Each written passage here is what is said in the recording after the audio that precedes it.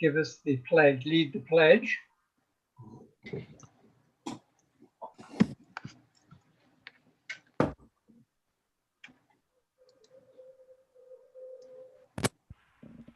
Can you hear me? Hello. Yeah, we can hear you. We can hear you. Yeah, okay, great. Yeah. I pledge allegiance to the flag of the United States of America and to the republic for which it stands, one nation, under God, indivisible, with liberty and justice for all. Thank you, Commissioner. And we'll have a roll call. And we'll start, we'll start with myself. I'm present. Commissioner Ghosh. Present. Commissioner Umarini. Present. Commissioner Tang. Present. Thank you. So we don't have an alternate, so we'll move on. Approval of the agenda. Do I have a motion? If I I'm may, sorry. you also don't have one of your new commissioner is not here. Oh, that's right. You haven't met her yet, Sukhpreet Badesh, and but she is not here this evening. Okay. All right. And Melissa is here. She is indeed.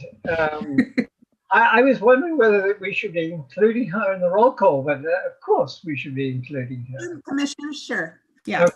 All right. So welcome, Melissa. Hi. Okay. So move on to the agenda, the approval of the agenda. Do I have an approval?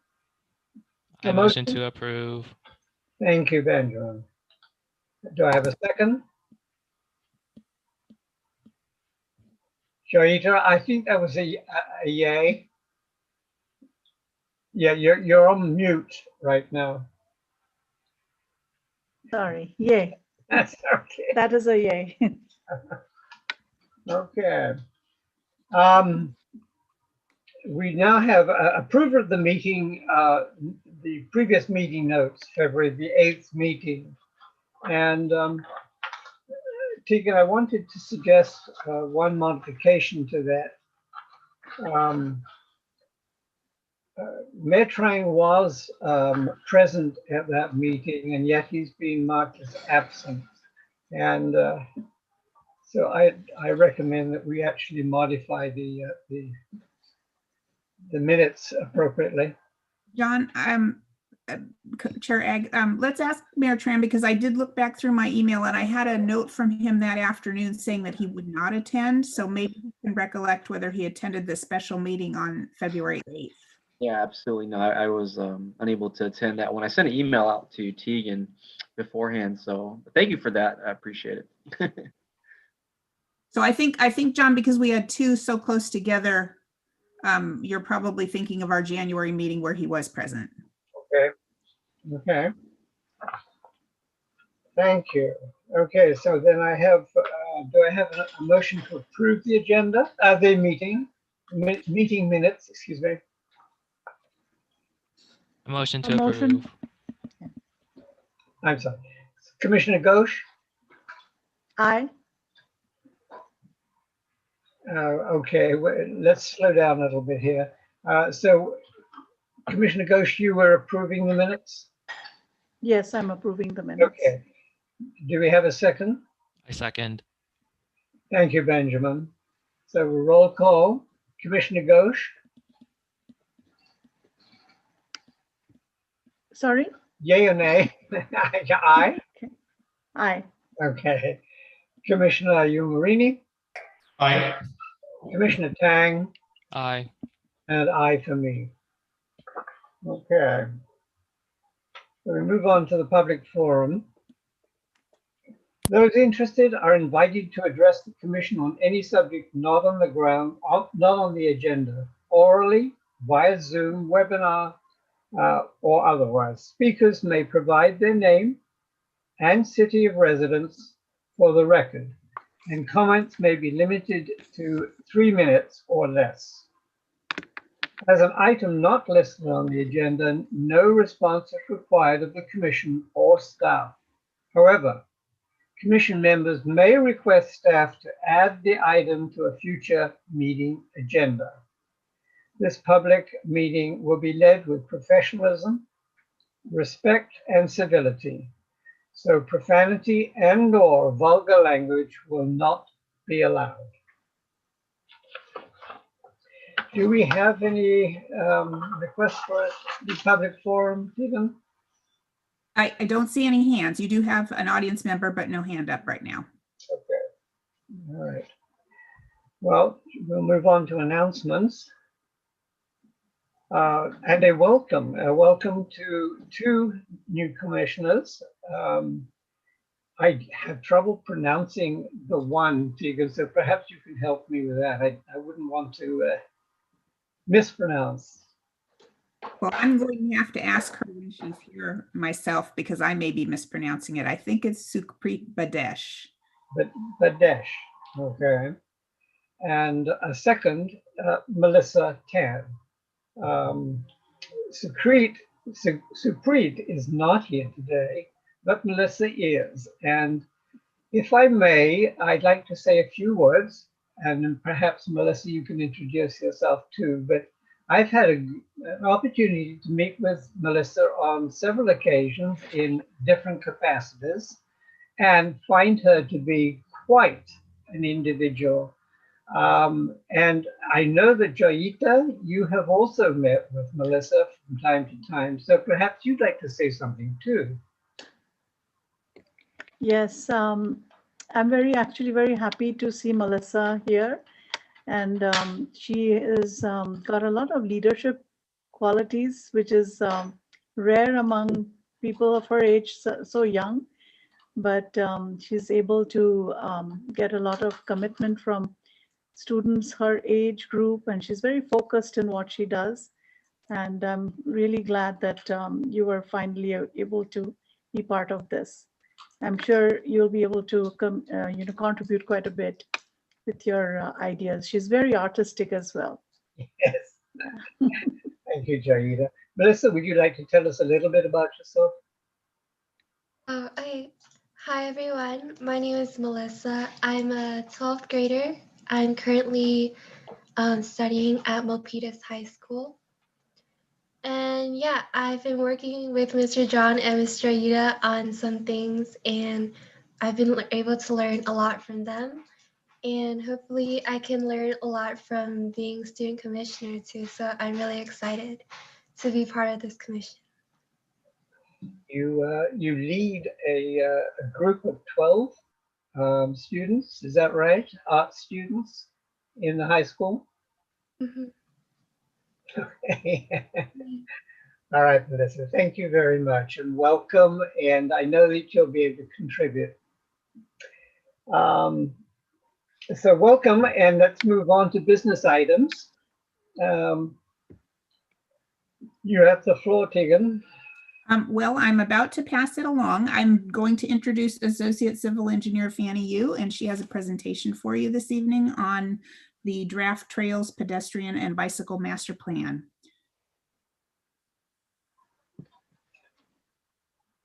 Hi, can everyone hear me okay? We can. Yeah. Okay, Perfectly. great. Can I get the presentation up?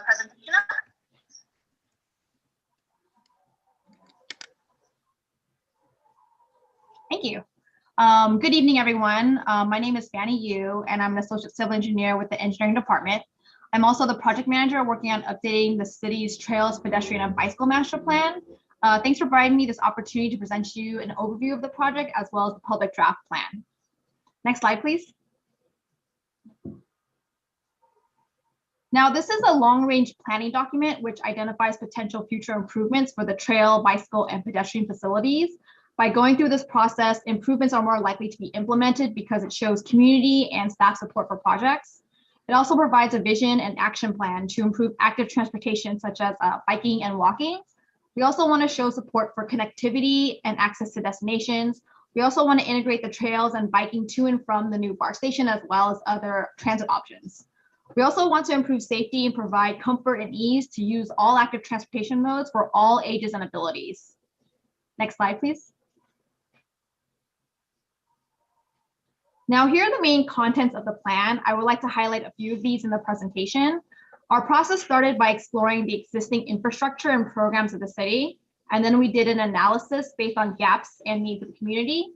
We then provided a web map that offered people the opportunity to place lines and dots, and we asked them questions like, where are your points of interest? Where are you trying to go?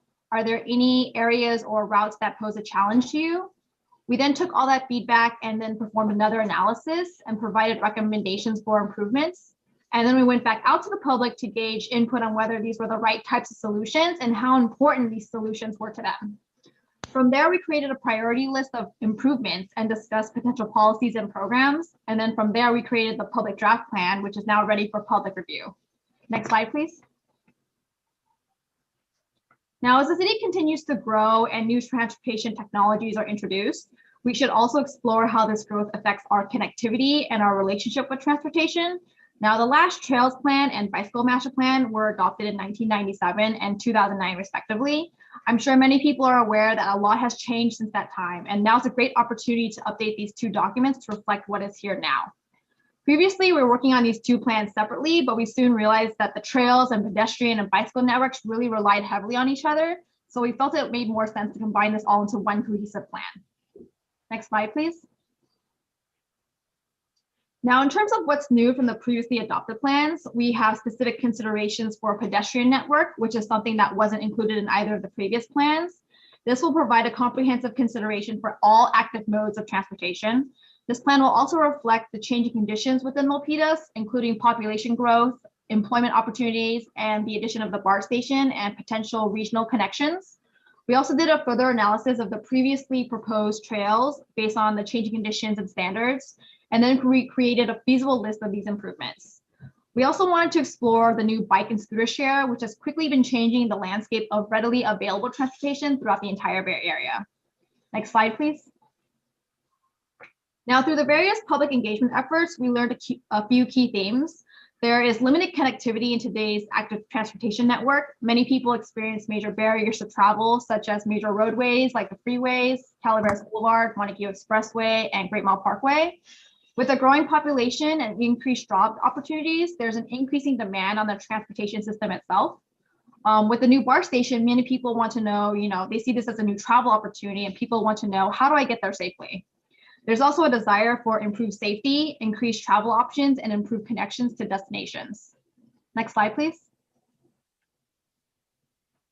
Now, based on all the feedback, we've developed multiple networks for the trails and bicycles. Now, this map that you're looking at right here is probably the best overview map showing how these two networks rely on each other. Fortunately, Milpitas has a very robust sidewalk and pedestrian network, and there's not many sidewalk gaps, for example. So we don't show the full network here because it would just be too much information on one map. The recommendations shown here were based on the key themes that I just mentioned, and we tried to keep in mind, we want to find low stress connected networks. How can we help people of all ages and abilities get to where they want to go? We also want to maximize use of existing right-of-way and identify near-term opportunities.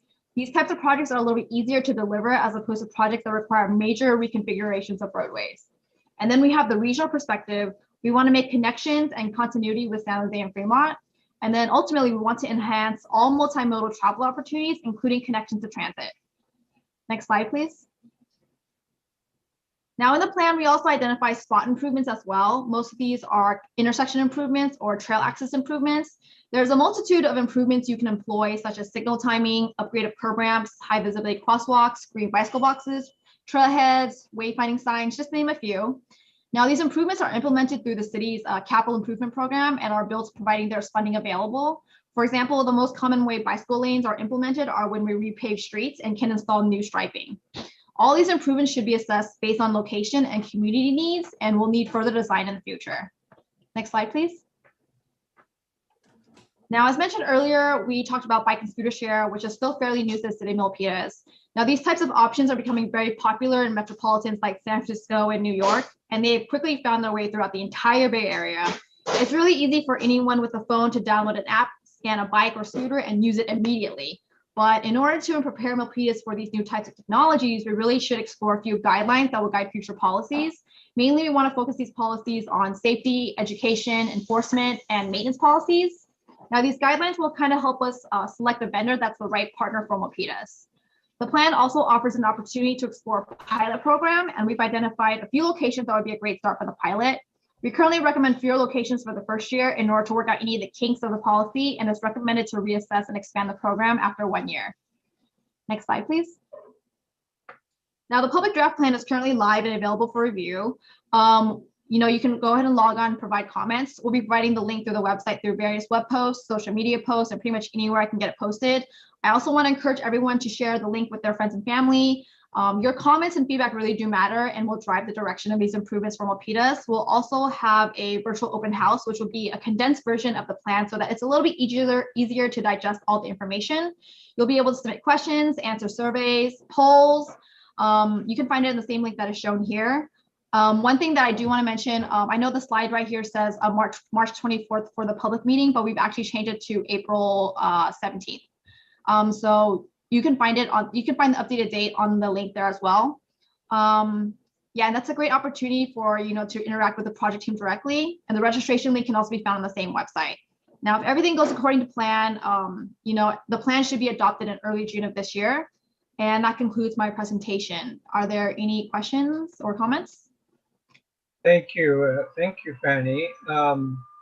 Yeah, there's a lot to absorb in a relatively short space of time, but thank you for the presentation.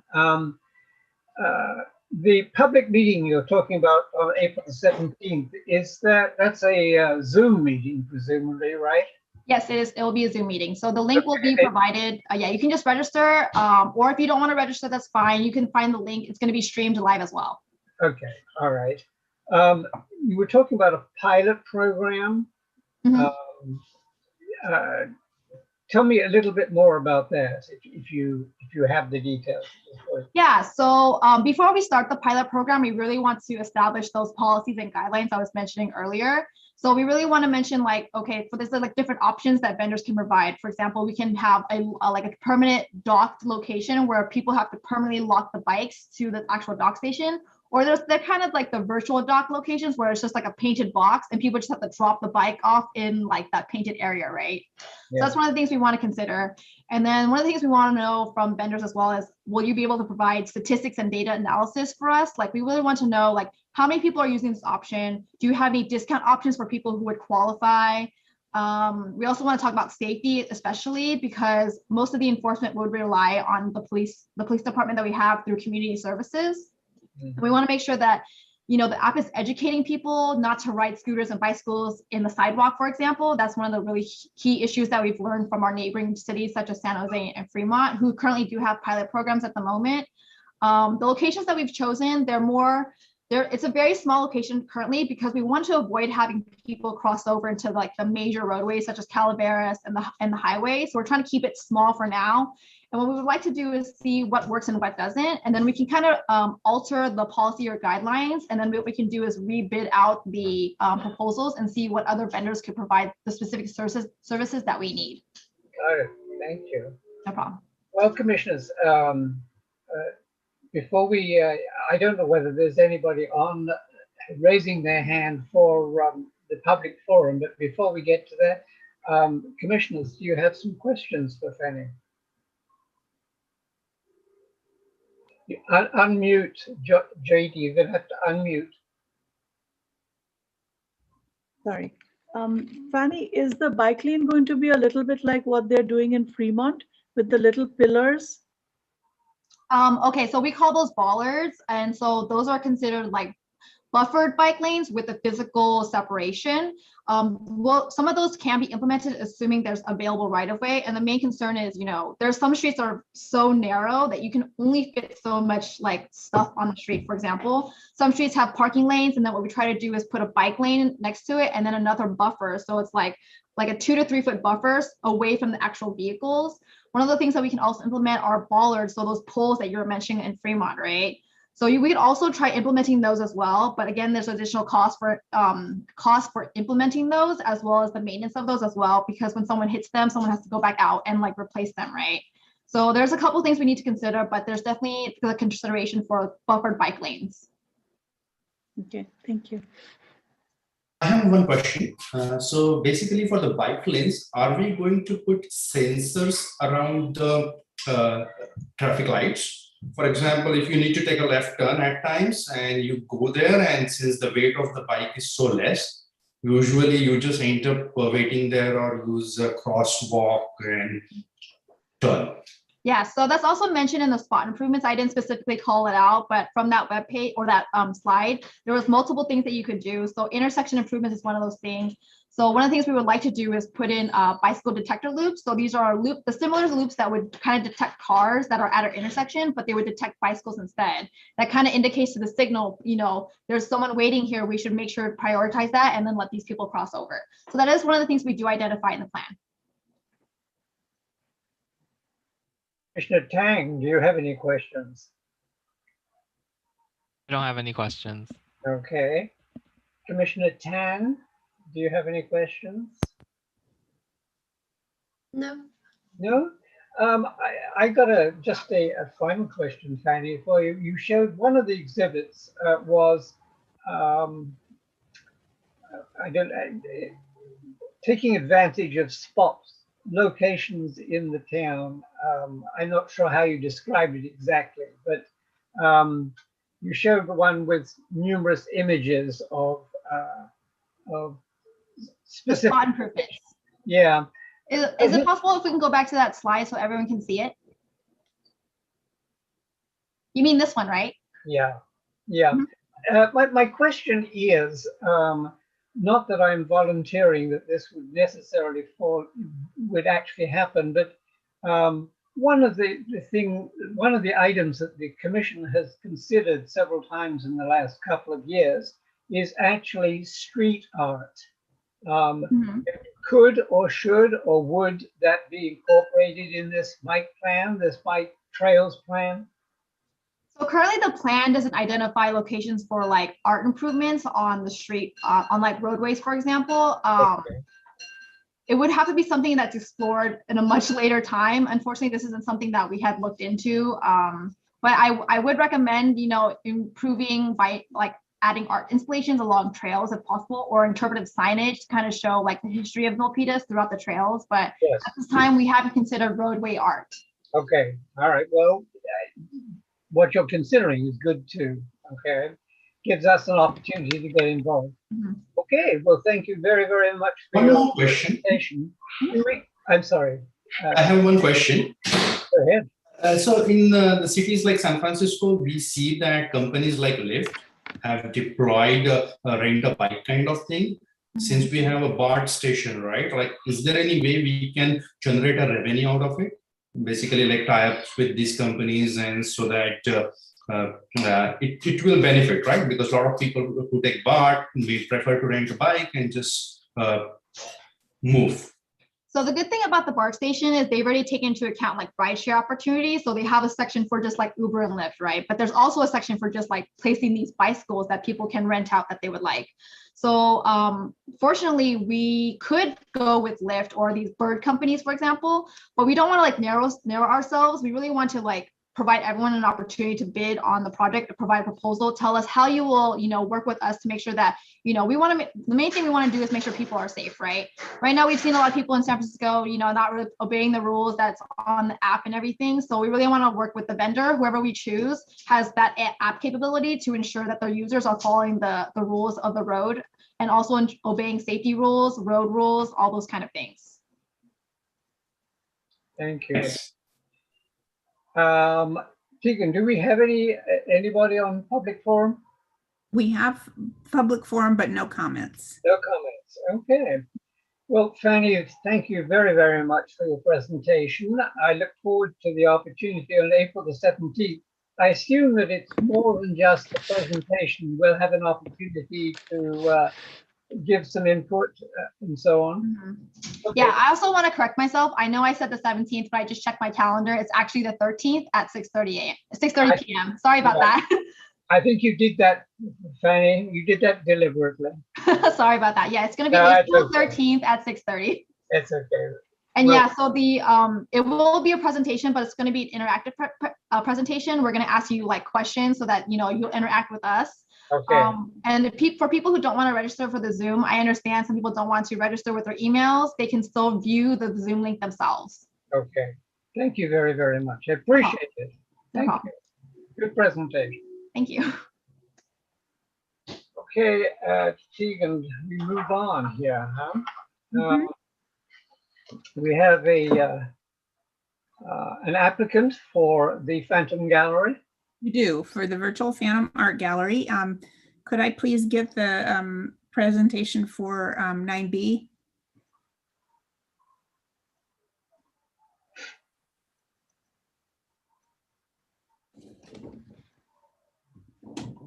Thank you. So the virtual Phantom Art Gallery, we have an application for Karthik Jayaraman. I hope I'm saying that right. Next slide, please. This is the first time that things have come before some of you to select for the Phantom Art Gallery, I think. So I just wanted to review how that works. All genres are eligible. Normally 3D options are allowed when we're in person, but obviously it's a little bit trickier for us to display them. Importantly, all artists of all ages and ability levels are eligible to submit work. And the artwork is installed and removed by the artist themselves with staff supervision. The artwork should be labeled. They may list a sale price, and staff can refer potential buyers to the artist. Any sold art remains in the gallery until the exhibit ends. We aren't in person, so this art remains at the person's house until it's sold and gets taken care of. Next slide, please. Your role as a commissioner is to approve or deny the exhibit proposal using the approval criteria that I'll go over on the next slide in a moment. You can make suggestions regarding preferred display galleries or times of year when we're in person, and you can support and attend exhibit receptions and other events as your schedule allows. Next slide, please. The approval criteria is, does this provide a new viewing experience? Is the style different from the recent and already approved exhibits? We don't have any in-person exhibits recently, and we don't have any really approved or recent. The only recent online one was our Golden Hills Art Association exhibit, but you don't have any others waiting to go online. Is the artwork appropriate for general public viewing? Does the artwork and artist reflect the community's diversity? Does the exhibit provide an opportunity for community enrichment? Does the artist have sufficient work to fill an exhibit? And since we're talking about an online exhibit, we're talking between 10 and 25 paintings probably, or artworks. And then, do you personally find the artwork sufficiently engaging, thought-provoking, or otherwise worthy of display? Next slide, please. So our applicant today is Karthik Jayaraman, and he is a first grader at Mary Hills Elementary School in Milpitas. He has a great story, discovered painting at a school-sponsored family paint night, and has really gotten into it since discovering that last year. He hopes to be an artist when he grows up, and his portfolio currently consists of about 20 artworks, mostly acrylic on canvas. And we will just go through and take a look at a sample of 10 of his works. As I said, he has a larger portfolio, so there may be additional ones that would be included in an online exhibit, but this is a good example. Next slide, please. So this is an abstract, which I believe was painted using flowers as the paintbrush. Next slide, please. And here we have a sunset picture with the trees and the boats. Next slide, please. This is called Cactus. Next slide, please. And here's a different medium, colored pencil, I think. Next slide, please. This is, oh goodness. I should have my titles in front of me and I don't right now. I believe it's. Okay, thank you. I thought so, but I didn't want to be wrong. Okay, next slide, please. Palm trees with a lovely rainbow sky. Next slide, please. This is called Santa Claus. Next slide, please. A sunflower. Next slide, please. This is a waterfall. Next slide, please. And this is called Two Swans. So we can just leave it on this image, I guess, while you consider whether you would like to approve Karthik Jayaraman as an artist for the virtual Phantom Art Gallery. Okay. Very interesting, and obviously a very talented young man. I think if you start early, it really makes a big difference in your artistic style and your depth of artistic skills. And I like them. I like them a lot. One question I do have of the artist, and I don't know whether they're available to discuss this, but I think you indicated, Tegan, that there may be other additional paintings available that you would have. Yes, there are additional paintings available. Okay. Can we, I guess, switch off of the painting so that we can see each other again? Thank you. Perfect. I just wanted to check attendees.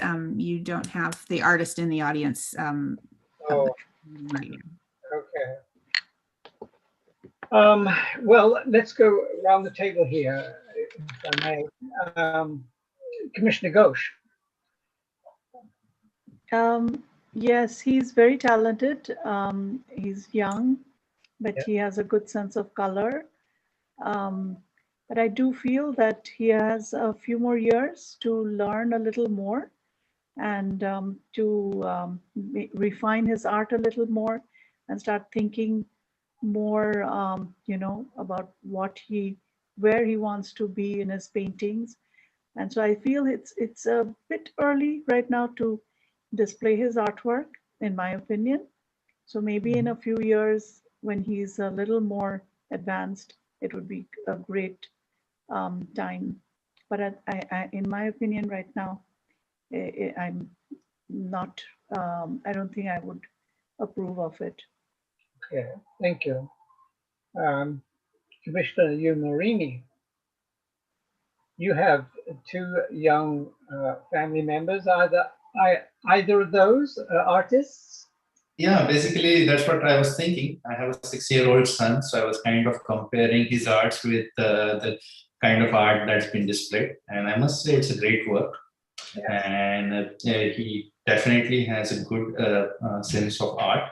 But at the same time, I agree with Commissioner Ghosh that he needs a little bit more time to define his art before it can be displayed in public forum. So it's no problem. Okay.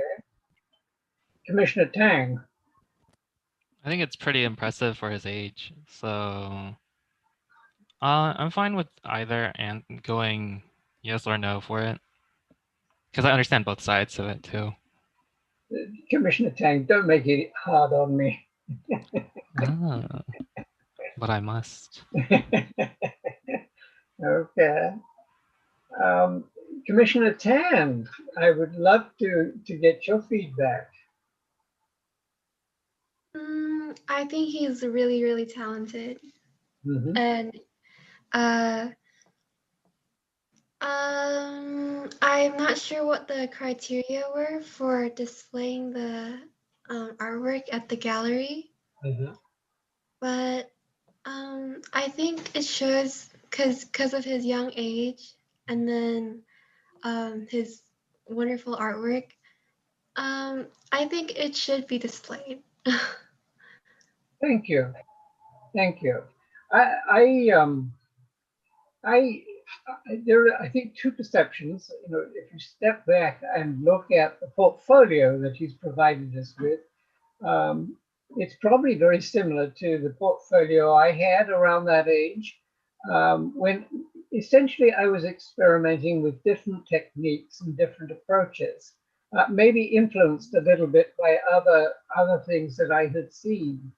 And so I would lean towards both Commissioner Umarini and Commissioner Ghosh that he has the talent, but he's still experimenting a little bit. And in a year or maybe even 2 years, he might actually be focused a little bit more on one particular avenue, one particular area. I was particularly struck by the silhouettes, the light and dark, and the colors that he chose too. So clearly he's got talent. Having sort of leaned towards Commissioner Ghosh and Commissioner Umarini, and knowing that our virtual art gallery at this point is still in its novel stages, I'm going to lean towards Commissioner Tan's suggestion, and that he be considered for showing. Now that's going to cause a problem that we seem to have on a regular basis these days. So I'm just going to ask Commissioner Ghosh and Commissioner Umarini if they would not reconsider. I'm not trying to change your mind, but just think about it in context with the fact that the virtual gallery is still very new. We've actually given an opportunity to GHAA, the Golden Hills, to show their work. All of them were local. And this young man, perhaps we should consider an opportunity for him. And I'll see if there's any response from either Commissioner Ghosh or Commissioner Umarini to not to reconsider, but to think about it in a broader context. Commissioner Ghosh. Yeah, I mean, definitely, you know, for a 6-year-old or maybe 7-year-old, it is quite advanced for his age, and we definitely can, you know, allow him to show his work. Maybe we could see a little bit what exactly will be, you know, which 10 would be presented. That would be good before it is presented. But yeah, I'm okay if you'll want him to be shown. That will be very encouraging for him and probably give him more boost to stay focused on art. Commissioner Umarini. I'm not in any way, I'm not trying to persuade you or dissuade you. I should also suggest that duration for this could also be considered as part of it. I don't know at this point, Tegan, do we have a defined timeline for showing works? We don't for the virtual gallery. So at the moment, Golden Hills Art Association's artwork is still up. Yes.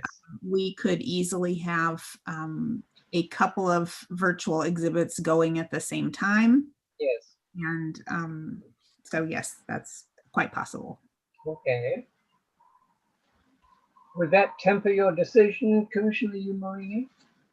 Yeah, I think if there is another artwork on a display as well, then I would be more fine with allowing his artwork as well.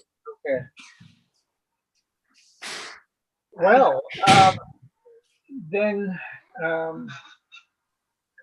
I guess I can put it to the vote. Oh, Commissioner Tang, I think you had said yes, you would support that. Is that right? Yep. Okay. Well, then do we have a motion? My motion to approve. Thank you, Commissioner Tang. Do I have a second?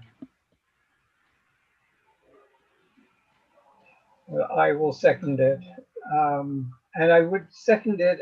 The motion would, if I can put a rider on that, that we show his art, the selected art, in parallel at the same time with the existing art show, if it's possible, or Tegan, that it runs parallel with another show for a period of time. Before you go any further, may I just say you have an audience member who's raised their hand. May I allow them to? Of course, yes. Well, Well, introduce Rob Young.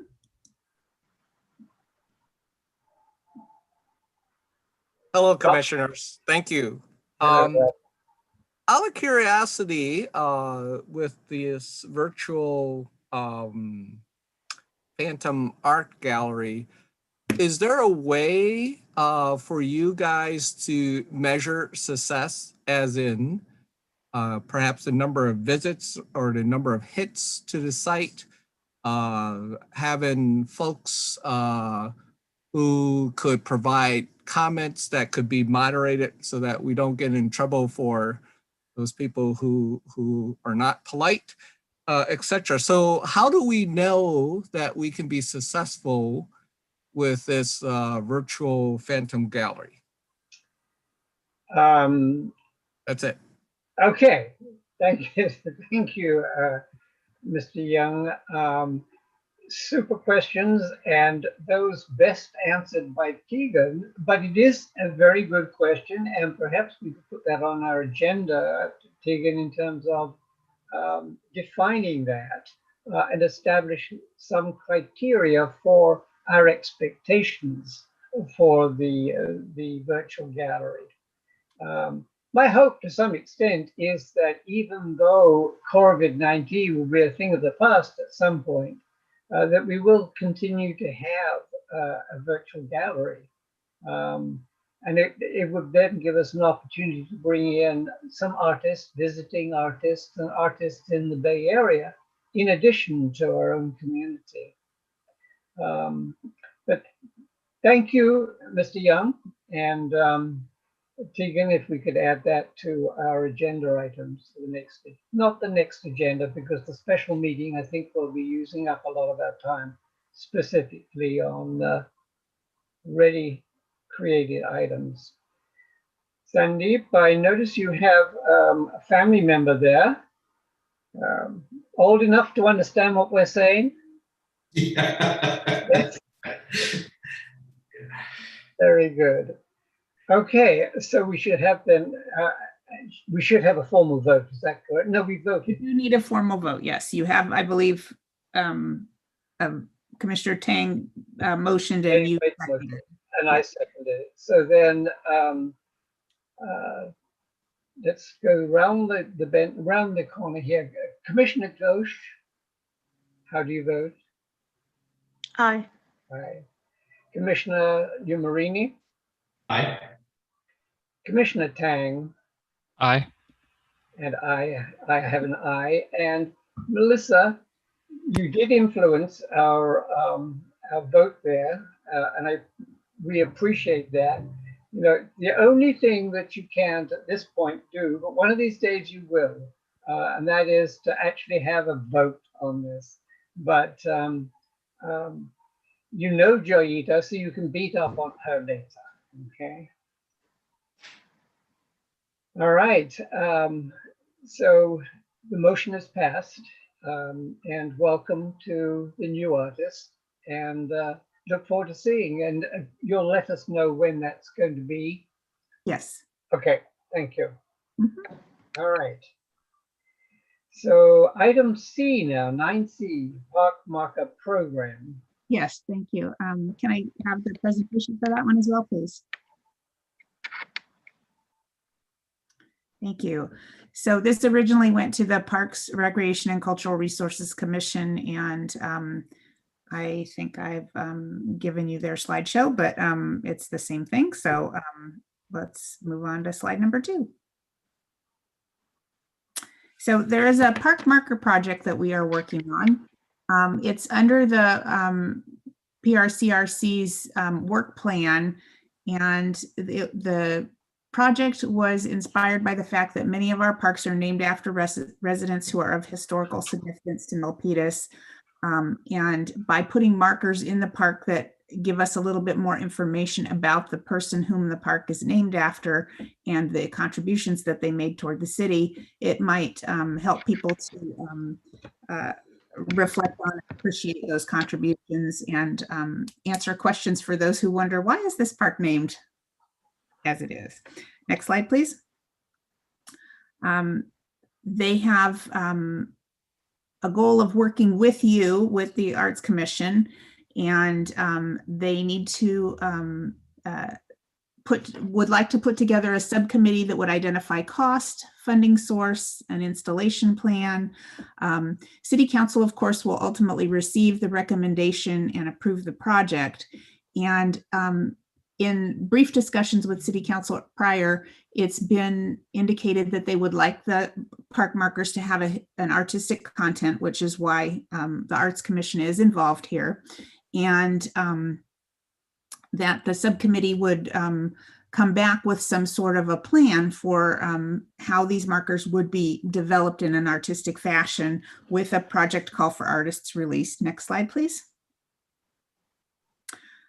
This is all of our parks and you can see the ones that are named after people, and there are a great many that are named after someone, either has the person's full name in the park, like Ben Rogers Park, or has just the person's last name, like Creighton Park, which is named after Frederick Creighton. So lots of potential here with these parks to get them better known and namesakes recognized for their work in Milpitas. Next slide, please.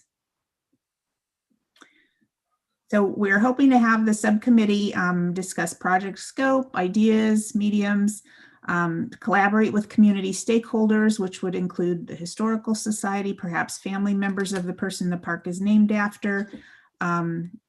This subcommittee would discuss funding sources, possible grant monies, possible use of the Public Art Fund, and basically come back to both commissions, PRCRC and Arts Commission, with a final presentation that discusses the project budget, timeline, and what we're looking for. And then after the two commissions have made a recommendation to City Council, then City Council would ultimately make the decision. Next slide, please. So recommendation, after Arts, after PRCRC voted, they determined that we should have 2 arts commissioners. So I'm sorry I didn't on the slide, but they have 2 PRCRC members. We should have 2 arts commissioners, and then the 5th person will be someone from the Historical Society, because we felt that that would be a good way to round it out and bring the historical information that we need. So I'm done with the presentation now, and would ask that the commission please select 2 arts commissioners to serve on this subcommittee with members of the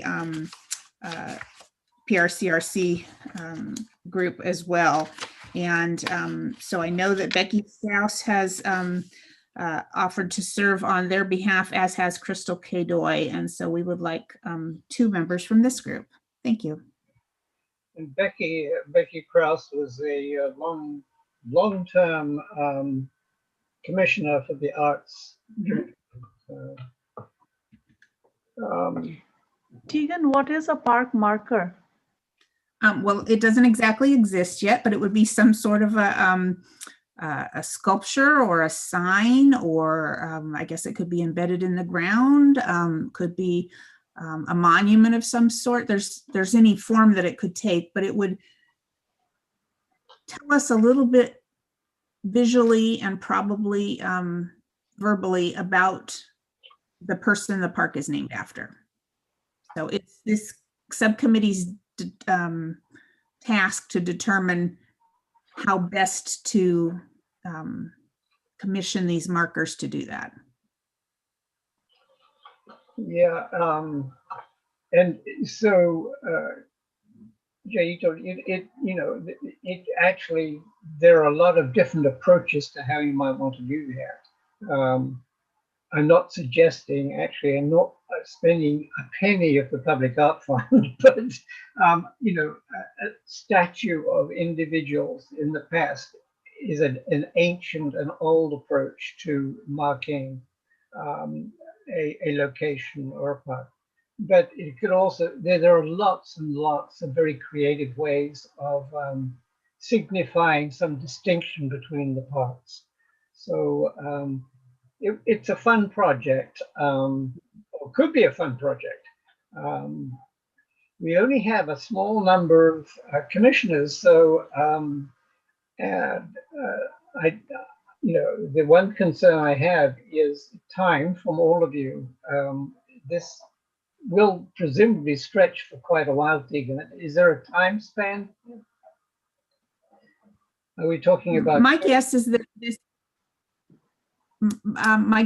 there will be 3 to 4 initial meetings to get the information ready to come to the commissions. Right. And the subcommittee members may make a presentation at both commissions. They probably would assist staff with a presentation to council, getting that ready. And then we would hope, I guess, that they might be enthusiastic enough about the project to stick with it as it goes through. But the initial commitment is to just come up with the plan. And I think it was, how many parks were we talking about? Are we talking about? Somewhere between 15 and 20, I believe. I didn't count them. Okay. Okay. It could be as simple as a landscape also, right? Like a, or is that it's only going to be artistically like as a painting and sculpture, or is it, it could be also on the, on landscape? Well, it could be interpretive signage if that's what you're asking as far as something that's in the landscape. It would be something that's physically at the park to tell the public about this park that they're visiting, about the person it's named after. So I don't think it would be just landscaping. I think there would have to be some sort of a sign or something that goes with it to explain. Okay. I would be interested. Wonderful. Super. Do we have any others? Commissioner Tang. I am not interested. Thank you.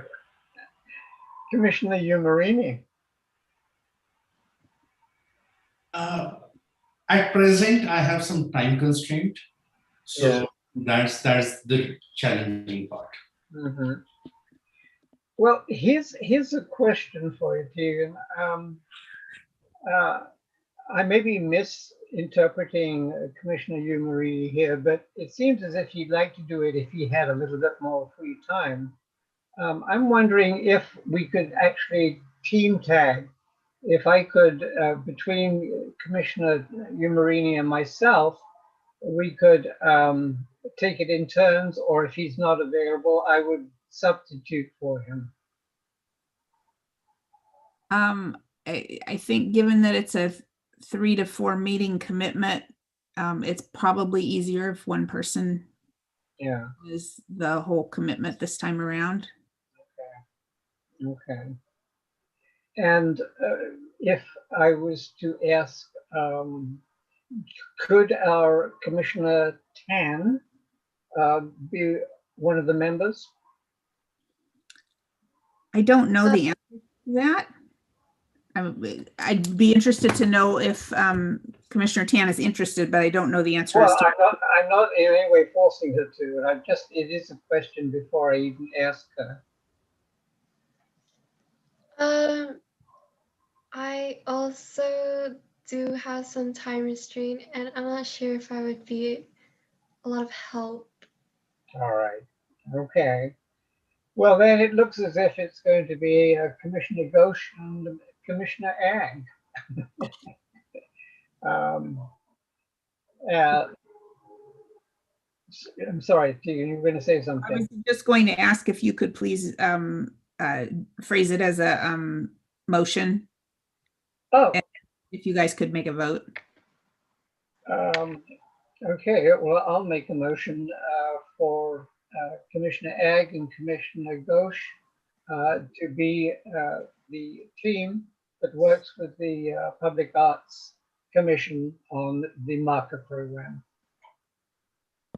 Aye. Second. Sorry, who was that? It was Commissioner Sorry. Tang. Thank you. So all those in favor? Aye, Commissioner Umrani. Thank you. Commissioner Ghosh? Aye, Commissioner Ghosh. Thank you. Commissioner Tang? Aye. And myself. Aye. Okay. So now where do we move from there? Item 9D. Yes, I've just got to turn a page here.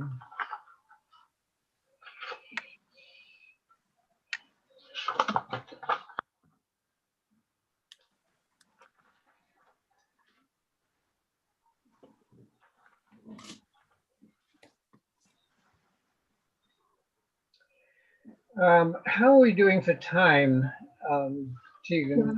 You have about half an hour.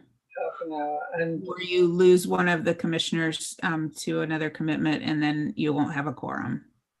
okay. Oh, okay. Your meeting will have to end at 8:30. Well, let's break ground on this one. Even if we don't reach a conclusion, then let's work through, and we might be able to get through it. Okay, great. So, do you want to make the presentation, Keegan, outline? Yes, I will make a presentation. So the Arts Commission is being asked to develop a program for painting emergency cash boxes. And our emergency cash boxes are the containers that hold the city's emergency supplies within each neighborhood. And they're there so that members of the CERT team, the Community Emergency Response Team, can go to the box and get water and blankets and whatever it is that they need in the event of a major earthquake or a fire or what have you. The boxes themselves, though, are pretty big and they tend to be graffiti magnets if they're not otherwise decorated. And so we are hoping that something can be done in an artistic fashion to prioritize these for murals. There are 4 boxes that are expected to be installed next month and 5 more in the next fiscal year. So we're talking about a total of 9 boxes. And as you can see from the staff report, the locations are mostly parks and schools. So coming up in the tail end of this fiscal year would be Serrano Park, Spangler Elementary, Cardoza Park, and Sinnott Park. And then the ones expected next year are somewhere in the Pomeroy Elementary, Augustine Park vicinity, somewhere in the Zanker Elementary, Starlight Park vicinity, somewhere near Randall Elementary and Foothill Park, something at the community center, and something at Bob McGuire Park. So we are envisioning these as long-term temporary art, similar to utility boxes. A mural would be painted with high-grade paint, coated with anti-graffiti coating, and it would be maintained as long as the city could do so at minimal expense. Like the utility boxes, if the box gets damaged or the mural gets tagged beyond repair, the city's under no obligation to repaint the same exact image. They can contract with somebody new, repaint it with a new design. So I've outlined in the staff report several options that you might wish to consider as far as how we could do this. You could commission professional muralists. And if we were to do that, I think based on what we talked about with our earlier mural project this year and sort of knowing what the going price is, we're probably talking about $7,500 a box for a box slightly less than 300 square feet.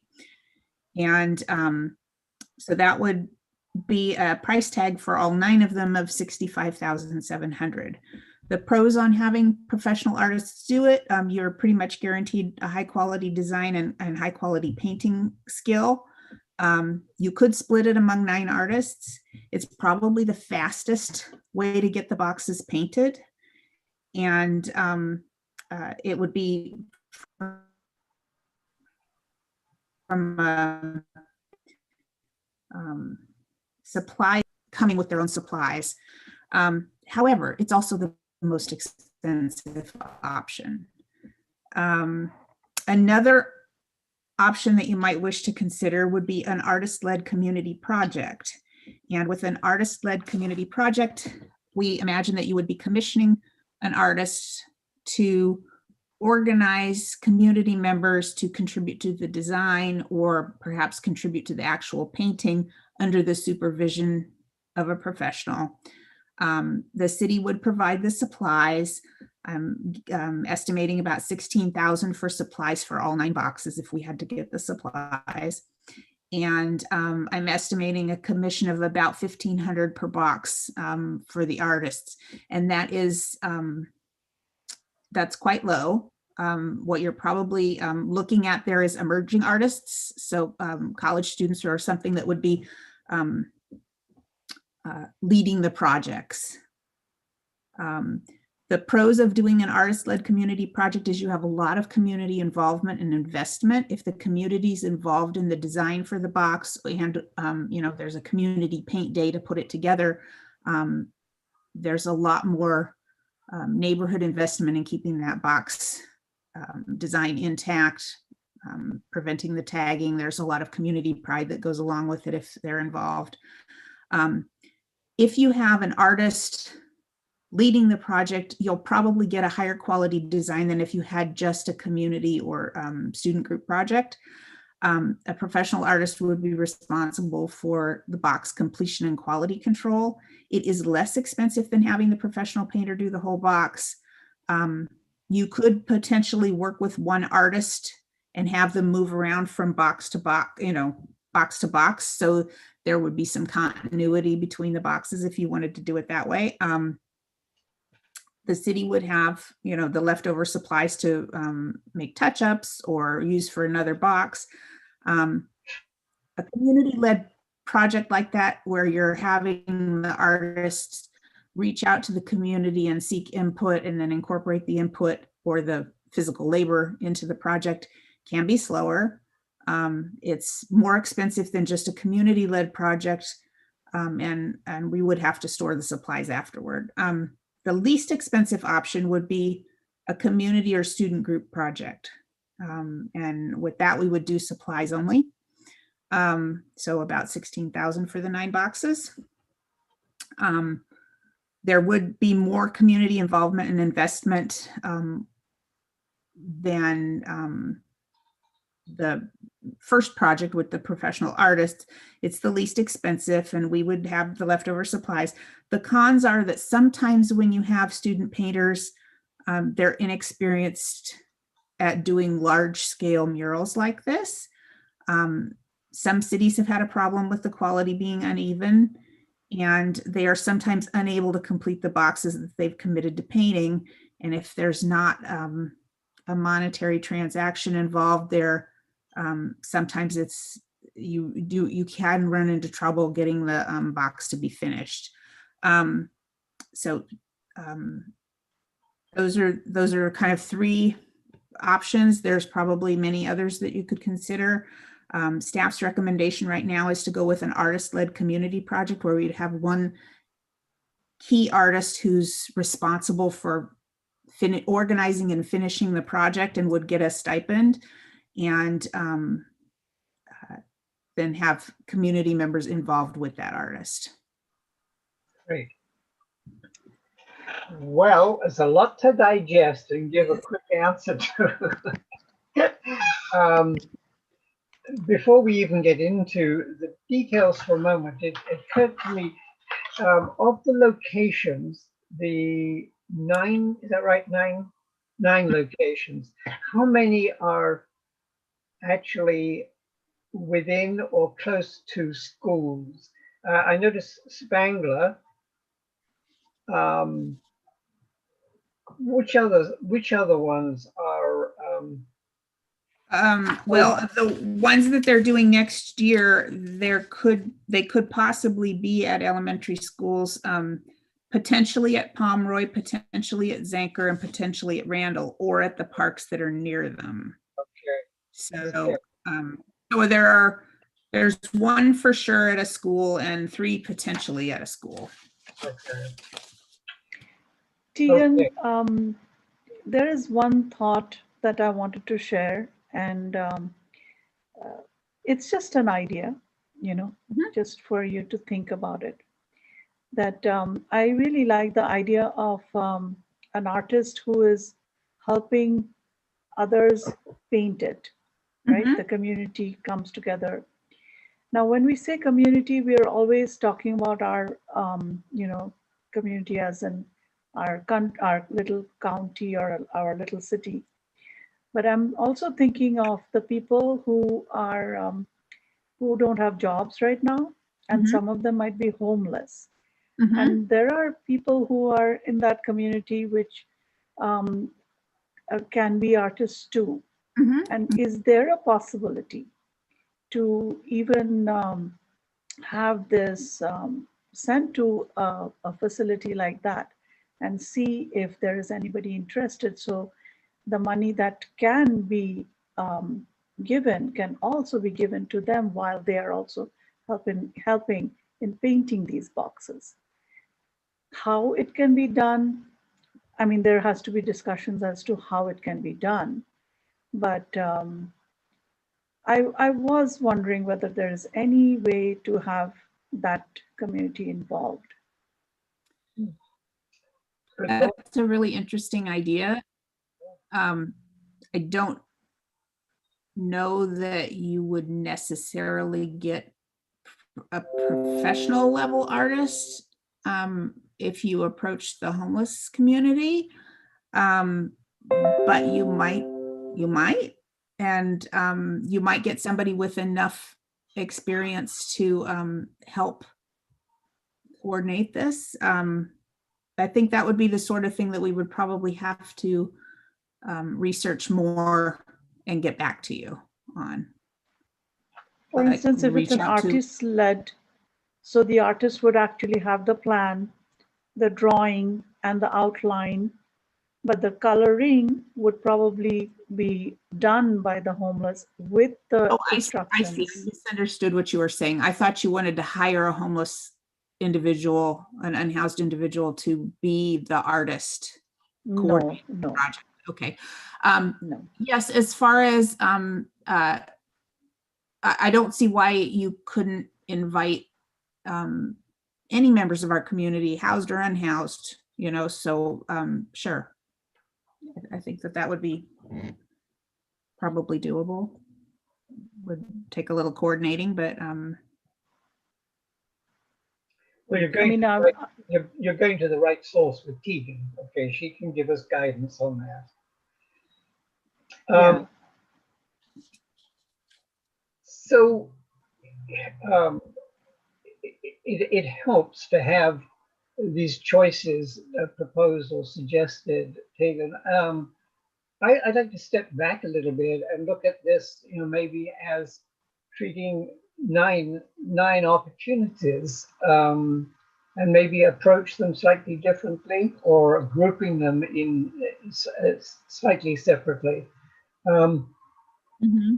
What the one, I guess it's the functional question is, this would not be the time frame for this, when someone's actually going in almost immediately, would that not conflict with our work plan as it stands right now? So if you were interested in doing something with the boxes that are going in immediately, we would obviously have to go to council and propose this to them. Our emergency services folks, I think, would like to have them done as quickly as possible to mitigate against the graffiti. So yes, I imagine that if you came up with some sort of a plan for getting murals on the boxes, we would take it to council and say, you know, hey, here's the idea. Would you like to approve this idea? And they do have to approve whatever we come up with because there's going to be public art money spent, and they are the body that approves the spending of that money. Right. So, but they could theoretically approve it now for us to begin painting boxes over the summertime, even though, you know, your work plan for next year wouldn't start until Okay. that resumes. Okay. My idea is because art is a motivator, Mhm. and it changes the game for a lot of people. Mhm. And if it's not, I mean, I don't know whether, I really am not sure whether Milpitas itself has a homeless community, Oh, and whether, no, it really does. And I'm active with one of the committees that works on that. So the answer to your question about are there people available, the answer is yes. I see, okay. Because I have mostly worked with San Jose, so I'm unfamiliar with Milpitas. Mhm. So, yeah, so that's what I was thinking, that it's a game changer for someone like that, but it cannot be that individuals, the whole project cannot be, it has to be dependent on an artist, a professional artist Mhm. who is driving the project, I feel. Mhm. Yeah. Yes. And again, we're talking in broad terms right now. We're not getting down to any specifics, but one of the things that would appeal to me, is particularly in the schools, where the cash is in the schools, is to have some involvement by either the student body or those that maybe even the parents and the PTA, whatever, that there could be some sort of combination so that the school is benefiting. There's community involvement, but it's tied to the schools, and I kind of like that. But that's not in the case of perhaps the Maguire Park. We don't have a school close by, I don't think. And there are one or two like Cardozo. We don't have a school. Oh yes, we do. You have Cal Hills real close. Yeah, that's right. That's right. Yeah. Um, I like that idea too. It's good you do? to have, yeah, to have school, parents. It's a very beautiful community event then. Yes. Again, we're talking COVID-19 times, so how it's going to happen, we don't know. Right. But that's a good idea.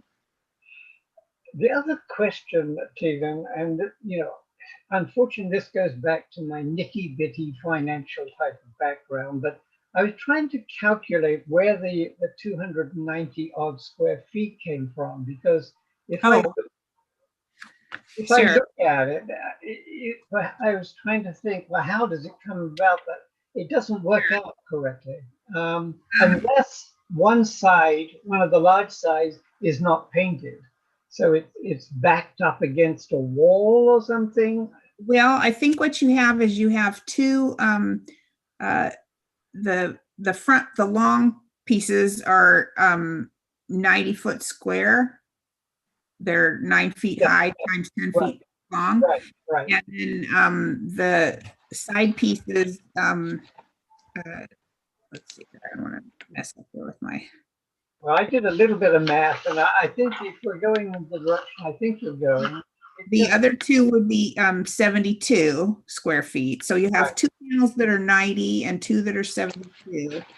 And I believe what I did was added 72 and 72 to get 144. Then I added 90 and I got 162. And then I added 90. And whoops. And That comes to 324 square feet. That's what.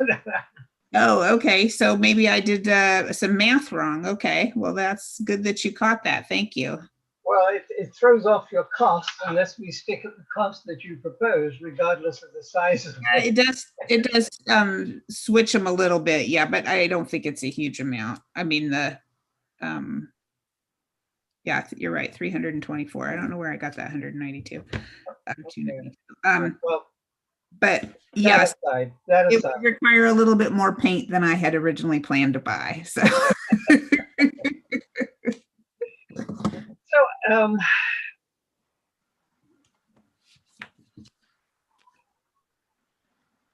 So, I don't know where to go from here. I mean, I think, well, I certainly like Commissioner Ghosh's suggestion about finding a way to channel some of the activity with unhoused. I think that would be a beautiful thing to do. And there are a good number. I mean, I know that the count officially was about 120, but I know certainly of about 20 that are almost permanent resident unhoused. We also have a fairly large population of McKinley-Vento students that are either surfing, couch surfing, or living in cars. So, you know, it's certainly worth exploring. And you know, I feel, and I don't know whether anybody agrees or not, but I feel that it would be good to consider an opportunity to get some of the schools where the caches are close to schools to get them involved. So, Tegan, I'm not sure how we can go about narrowing this down. It's a large investment if we go with, you know, a professional mural. It's not very difficult, probably, to find a emerging muralist who would enjoy this opportunity.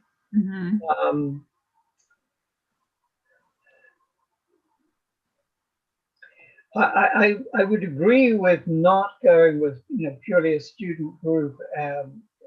I think there are we have some examples of that with electrical boxes, some of which are great and very creative, but some also that actually are a challenge. From my standpoint, you know, I would lean towards some form of the middle suggestion. How about Commissioner Yamarini? Are you still with us? Yes, I am. Great. Do you have some feelings, some reaction, some suggestions? Yeah, so it's like a mixed bag. First of all, like on a South Milpitas Boulevard, recently I have seen, I think, I don't know if they were school kids, but they have painted some boxes like with, it was, I think it's on Yosemite Drive and South Milpitas. So, and they did pretty good job and they have done it at different places. So if we can, because they have done it in the past, so we have some reliable resources. If we can consider that, because they have done pretty good work as well. So that is something I was thinking as well. Okay, let me just add a little bit, because although I wasn't involved in that electrical box program, I do know that some of the art on the electrical boxes was virtually completed by art teachers or professionals because they never got completed by the student. And there's at least one which I love, which may be the one you're referring to, right there by oh gosh, it's on South Milpitas Boulevard, and it's the one. It's not, I forgot the name of the street, but it's the street that actually leads to the shelter, the Humane Society. And it's got dogs and cats, and it's a beautiful piece. It really is. But I believe that was done by an adult, not by a student.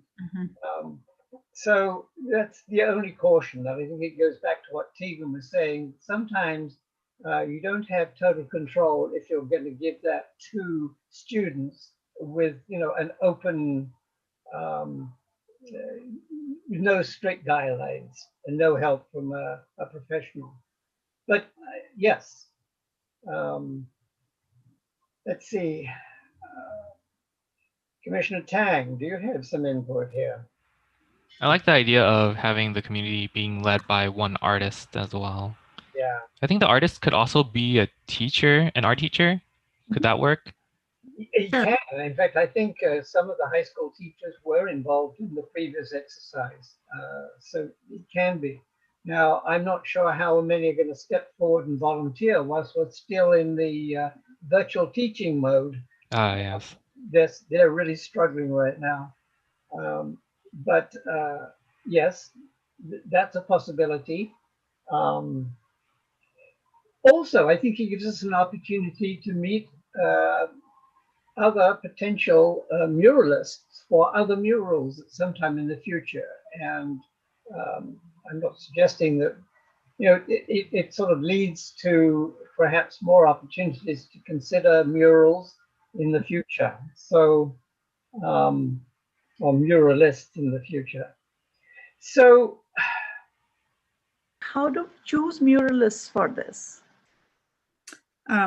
That would be something that you would determine. My suggestion would be that perhaps you do a portfolio, a call for portfolio, look at the muralists and then select some finalists and have them give you proposals based on, what they might do to involve the community. yeah. I think that it would be helpful if you had them explain to you not only, what was their aesthetic vision for the box, but also how would this project work? Are they going to put like, the equivalent of a paint by numbers design up there and have the community help fill in the colors? Are they going to involve the community in coming up with the design idea and, then the artist would do more of the execution? And I think that's where you get your sense of who would they want to work, who would they want to work with. I think each artist would probably have their own plan. So for example, if you had a teacher who wanted to do a box, they might want to involve their class as the painters. You might have another artist who's interested in working with the homeless and might figure out a great way to involve the homeless population. So. Well, I think we've narrowed the field down, unless I've misunderstood the dialogue so far. We've narrowed it down to essentially going with the artist-led community project approach. So then, and if that's the case, and do I have an agreement on that from everybody? I agree. Okay. I agree. Thank you. Sandeep? So I have one question about the timeline, right? Like, because it's artist led and what if people hop in and hop off? How does it work? How are you going to select the people who are going to do the actual work? So again, I think the artist would help us with that information by virtue of their proposal. I think that they would propose how they would involve the community, and then you could determine, is this a drive-by, if you happen to be in the neighborhood, come and paint, or is this more of a, we're looking for 8 people in the neighborhood, or, who fit this particular, student demographic or unhoused demographic or something that would be with us for a week while we paint the box. Okay. So, yeah.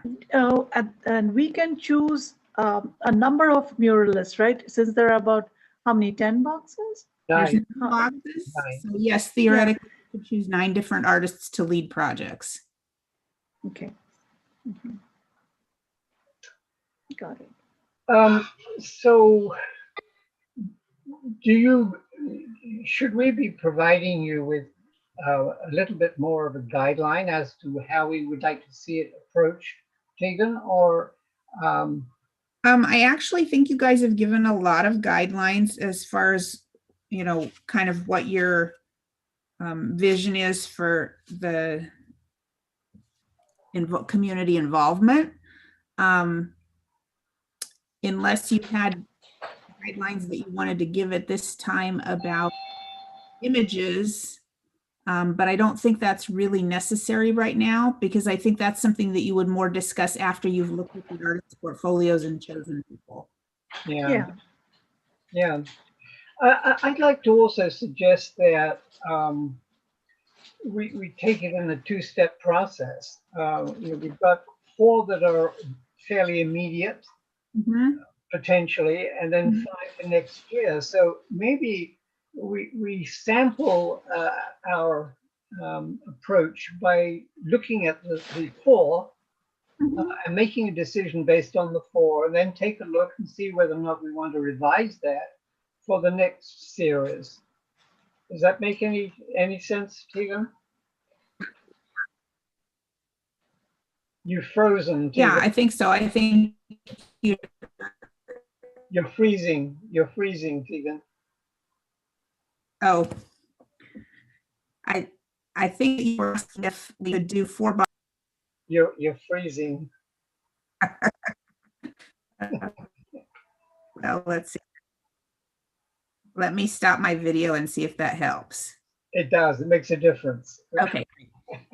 So what I think I heard you say was that let's just focus on the ones that are being installed first, the 4 that are being installed first, and maybe try out this artist-led community projects approach on those. Right. And then, assuming that it's successful, we might pursue it for the other 5. And if it's not successful, we might do something different for the other 5. Go back to square one. Yes, that's okay. Exactly it. Okay. Yeah. And then to extend on that, that would give us an opportunity maybe to find fairly quickly 4 or 5 or even more potential muralists that we could select in the very near future, which I guess is what the city would like to see happen. I mean, they want these things not sitting there idle so that graffiti can be attached immediately. Is that right? Yes, I think that they would like artwork rather than graffiti. Yes, and they'd like it sooner rather than later. Okay. Yeah. Okay. So,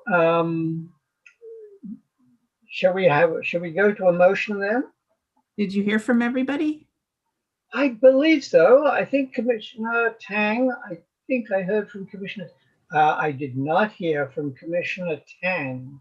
So, Melissa, give us your feedback, give us your impression, give us your thoughts. I don't have any. Oh, come on, I know you do. I just think it's a great idea to have, because before I also wanted to paint the electrical boxes, yeah. And I think all of your ideas are great, and I don't have anything to add. Okay. You don't happen to know any of people that any of your students that you've come across that are actually couch surfing or living in cars in the high school there? No, I don't.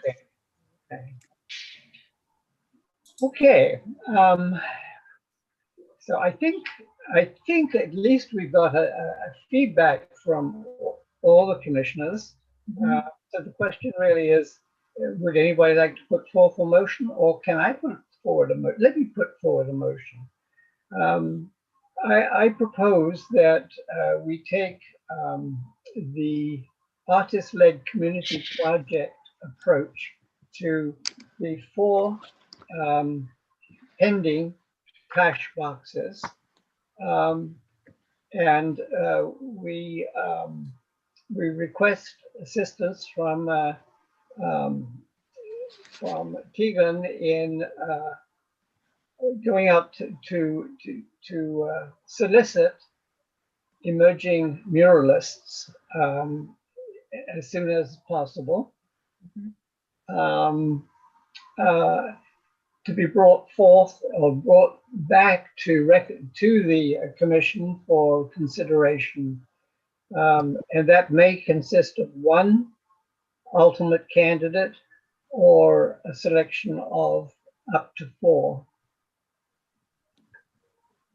So that's my motion. I second. Thank you, Benjamin. Okay, do we have a vote? All those in favor? Aye. Commissioner, sorry. It's okay. Okay, I'll go. I, Commissioner Umrani. Thank you. Commissioner Ghosh? Commissioner Ag, why did you mention that up to 4? 4 individual muralists maximum, because there are only 4 units at this point, 4 caches.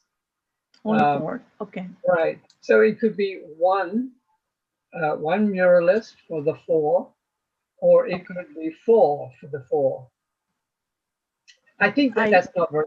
I think that's not very practical, but I'm just, let's keep our options open. Okay, I agree. Thank you. Aye. So let's see, we have a second. Commissioner Tang. Aye. Let's see, and myself. Aye. I think I got Commissioner Umarini, yes? Yes, yes, aye. Okay. And Commissioner Ag, Chair Ag, so I just have a hard timeline. I need to drop out. I know. Are you feeding the kids at this point? Is that right? Yeah. Well, I hope they've got something ready for you, something good. Okay. Thank you very, very much, Sandeep. Thank you. And Tegan, I guess we are somewhat landlocked at this point. Is that true? Mm-hmm. Okay. I did want to add a couple of agenda items. Can we do that still, or is the meeting, do we have to adjourn the meeting? I think once Commissioner Umarani leaves the meeting, we could adjourn the meeting. Okay. All right. So, right, he's gone. We do need to finish the agenda. Tegan, you're going to have to. Well, you can't do much without him. So you need a quorum to do stuff. But this is the sort of thing. I'm basically, that item was asking you to set up a special meeting, which I can certainly poll you by email. Yeah. About your availability for a special meeting. Right. And, right. That works. We can do that. Right. Right. And maybe, well, yes. The answer is yes. So I will send an email to everybody to ask about your availability for the date that I was proposing, which I believe is April 26th. Yes. Thank you. Okay, well then the meeting is adjourned, and I wish everybody a good evening. I had a question. Yes, I can ask it. Tegan, I'm just waiting to know what was the result of the mural decision, and I was hoping to hear about that. Oh, I'm waiting to know also because City Council had budget related issues and they didn't get to our item yet. So we're on the docket for the April 6th meeting. So hopefully on April 6th, I'll have something to share. But right now. Awesome. Okay.